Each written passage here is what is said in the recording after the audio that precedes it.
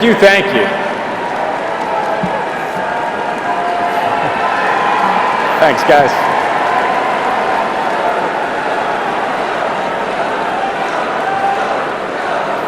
This is my first day of law school, my very first class. The goal? Escape unscathed. Not 3 seconds in, and I get the first question. Mr. Kennedy, what is the definition of assumpsit?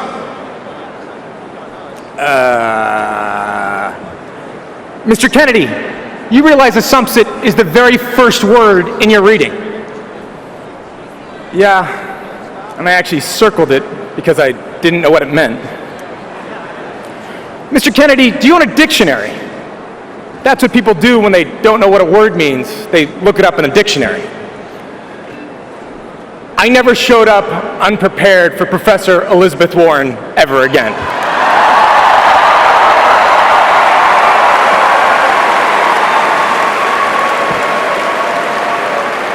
She was the toughest teacher on campus, but the wait list for her class was a mile long. She pushed us hard. She brought out our best. She believed in us. And she believed in the law. Not as an abstraction, but as a living force with the power to make life better or worse. She taught us that its impacts lay not in classrooms or textbooks, but in a society where wages have not budged in 40 years, where 2.5 million children are homeless, where we can expect 1 in 3 black men to go to prison. Our laws have human consequences. That fact fueled a law school professor to take on this country's most entrenched financial interests. It brought a middle-class champion back to a Massachusetts Senate seat. And it let a first-term U.S. senator become our government's gut check. In a sea of power and privilege, Senator Warren is an anchor for the voiceless and victimized. She asks more from all of us because she believes deeply in each of us. That faith in our country and the American people is the very foundation of our Democratic Party. It echoes through this arena tonight and through every classroom, living room, and hearing room that Senator Elizabeth Warren has ever touched. Ladies and gentlemen, it is my honor to introduce to you your senator, my senator, our senator, Senator Elizabeth Warren.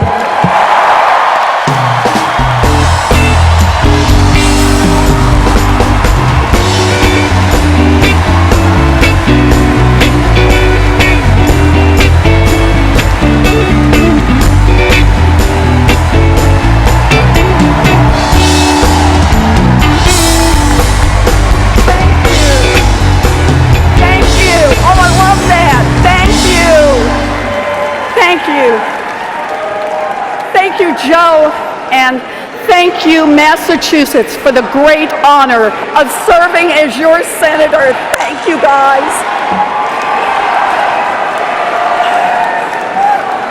What a night. Wow. Michelle Obama, Cory Booker, and we still have Bernie coming up. Bernie reminds us what Democrats fight for every day. Thank you, Bernie. Thank you.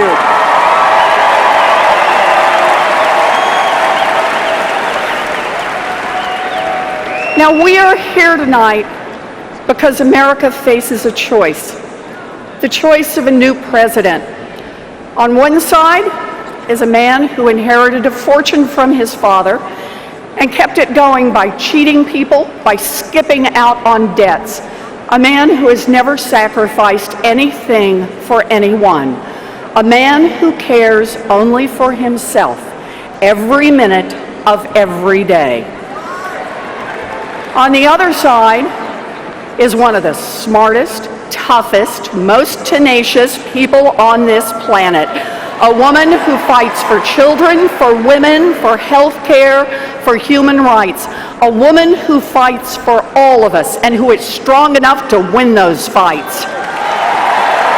We're here today because our choice is Hillary Clinton. I'm with Hillary. I'm with Hillary.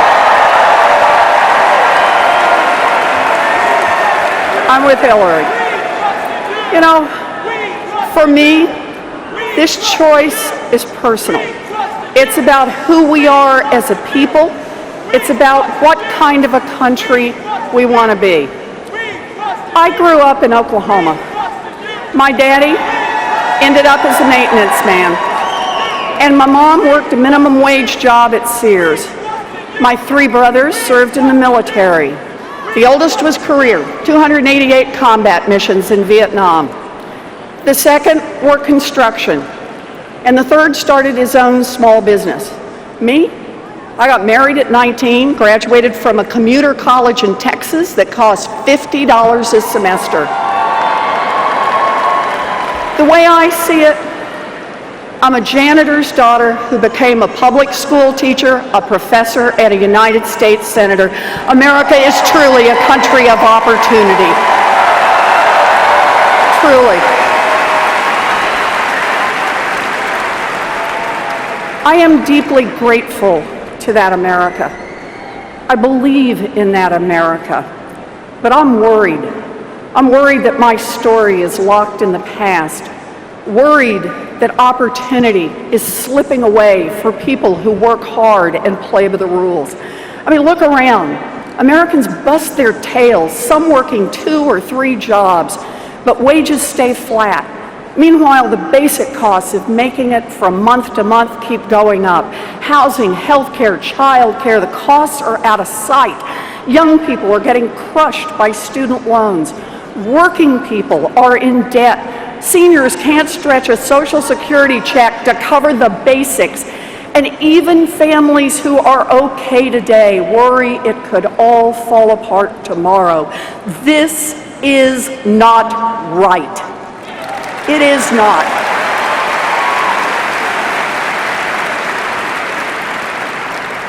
And here's the thing. America isn't going broke. The stock market is breaking records. Corporate profits are at all-time highs. CEOs make tens of millions of dollars. There's lots of wealth in America, but it isn't trickling down to hardworking families like yours. Does anyone here have a problem with that? Yeah, well, I do too. People get it.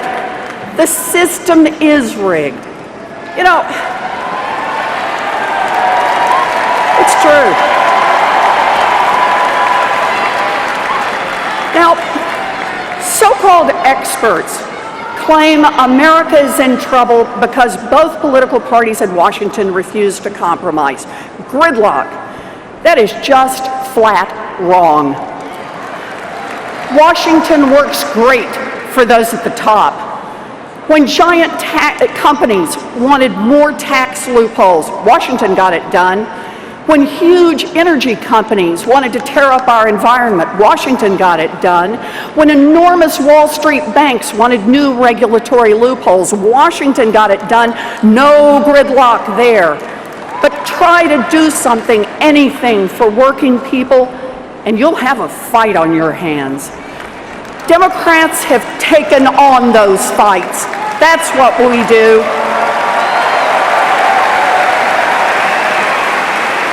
Democrats fought to get health insurance for more Americans. Democrats fought for a strong consumer agency so big banks can't cheat people.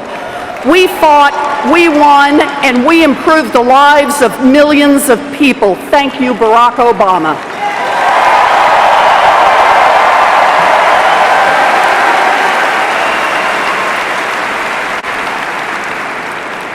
Yes, we won, but Republicans and lobbyists battled us every step of the way. 5 years later, that consumer agency has returned $11 billion to families who were cheated. And Republicans, They're still trying to kill it. Now look, I'm not someone who thinks that Republicans are always wrong and Democrats are always right. There's enough blame to go around. But there is a huge difference between people fighting for a level playing field and the people fighting to keep the system rigged.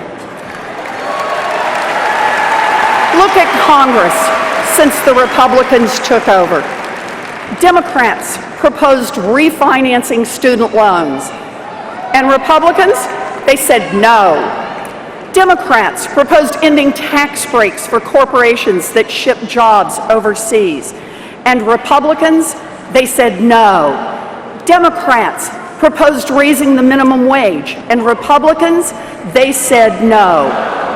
So to every Republican in Congress who said no, this November, the American people are coming for you.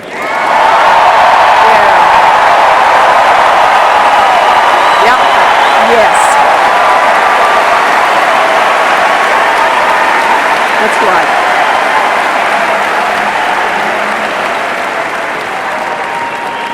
And where was Donald Trump? In all these fights, not once did he lift a finger to help working people. And why would he? His whole life has been about taking advantage of that rigged system. Time after time, he preyed on working people, people in debt, people who had fallen on hard times. He's conned them, he's defrauded them, and he's ripped them off. Look at his history. Donald Trump said he was excited for the 2008 housing crash that devastated millions of American families because he thought it would help him scoop up more real estate on the cheap. Donald Trump set up a fake university to make money by cheating people and taking their life savings. Donald Trump goes on and on and on about being a successful businessman, but he filed business bankruptcy 6 times, always to protect his own money and stick the investors and contractors with the bill. Donald Trump hired plumbers and painters and construction workers to do hard labor for his businesses. Then he told them to take only a fraction of what he owed or fight his lawyers in court for years. So, what kind of a man acts like this? What kind of a man roots for an economic crash that cost millions of people their jobs, their homes, their life savings? What kind of a man cheats students, cheats investors, cheats workers? Well, I'll tell you what kind of a man. A man who must never be President of the United States.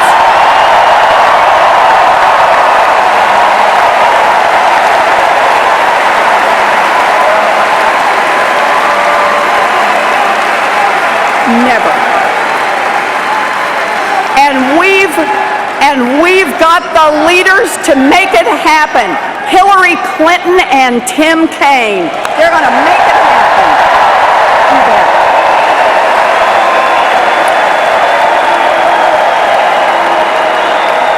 Look,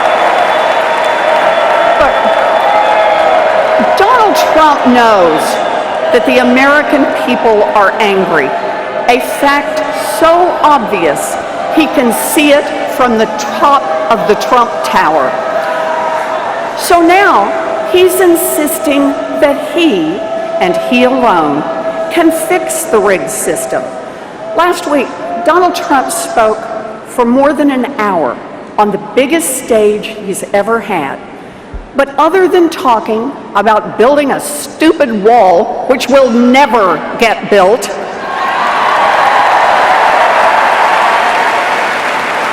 other than that wall, did you hear any actual ideas?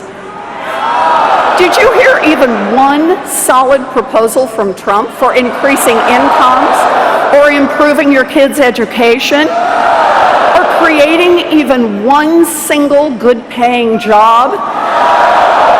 Look, let's face it, Donald Trump has no real plans for jobs or for college kids or for seniors.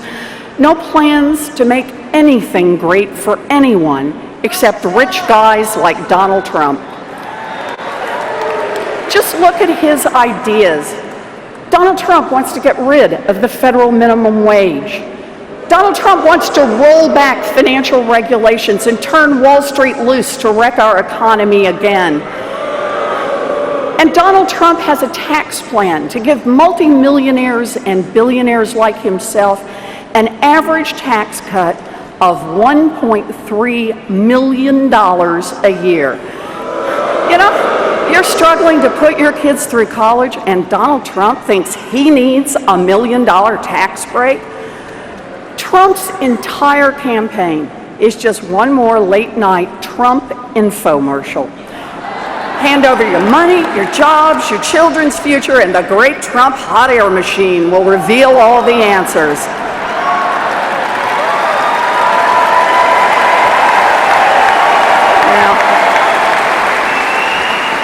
And for one low, low price, he'll even throw in a goofy hat.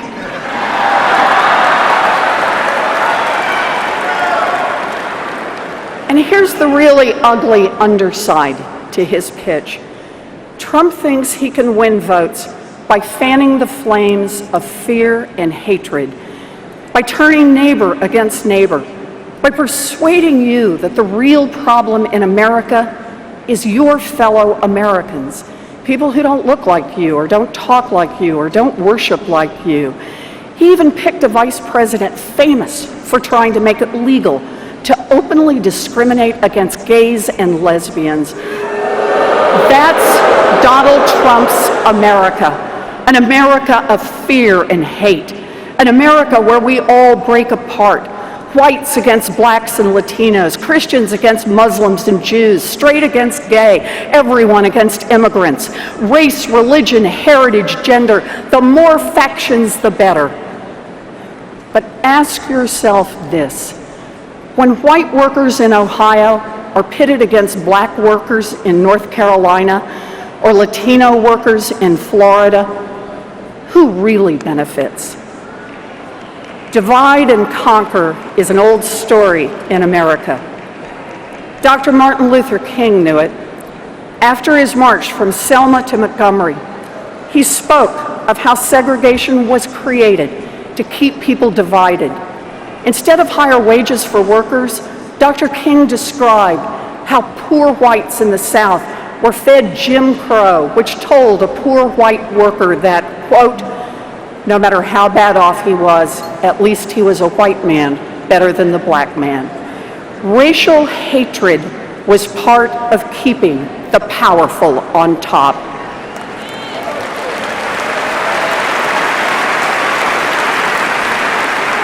When we turn on each other, bankers can run our economy for Wall Street, oil companies can fight off clean energy, and giant corporations can ship the last good jobs overseas. When we turn on each other, rich guys like Trump can push through more tax breaks for themselves, and then we'll never have enough money to support our schools or rebuild our highways or invest in our kids' future. When we turn on each other, we can't unite to fight back against a rigged system. Well, I've got news for Donald Trump. The American people are not falling for it.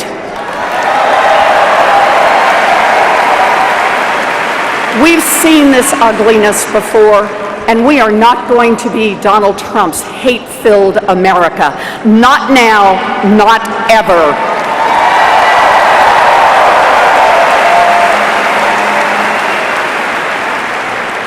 This is about our values, about our shared values with our candidates, Hillary Clinton and Tim Kaine.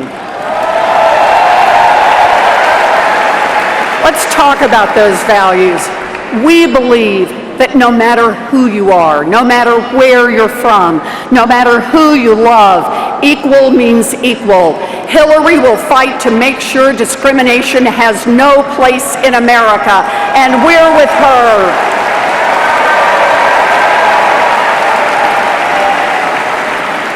We believe that no one who works full-time should live in poverty. Hillary will fight for raising the minimum wage, fair scheduling, paid family and medical leave, and we're with her.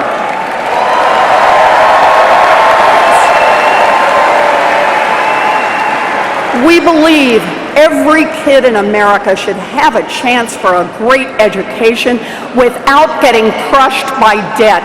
Hillary will fight for refinancing student loans and debt-free college. We are with her.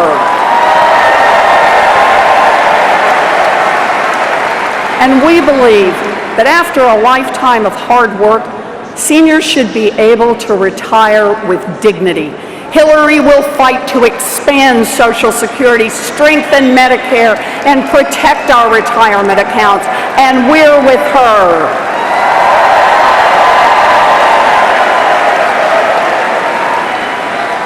We believe that oil companies shouldn't call the shots in Washington, that science matters, that climate change is real. Hillary will fight to preserve this earth for our children and grandchildren, and we're with her.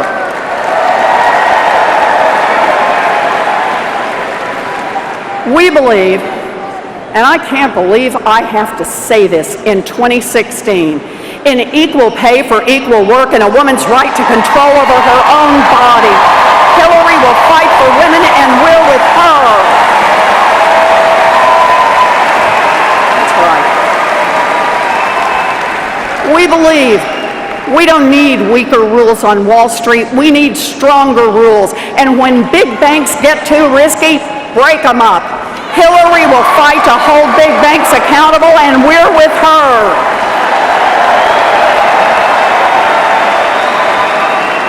And we believe that the United States should never sign trade deals that help giant corporations but leave workers in the dirt.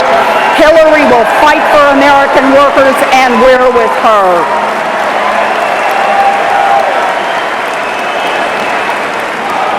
Okay. And just one more.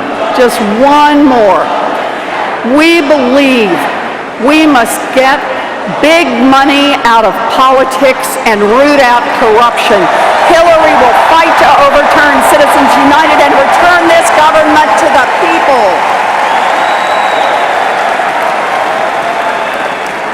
If you believe that America must work for all of us, not just for the rich and powerful, if you believe we must reject the politics of fear and division, if you believe that we are stronger together, then let's work our hearts out to make Hillary Clinton the next President of the United States.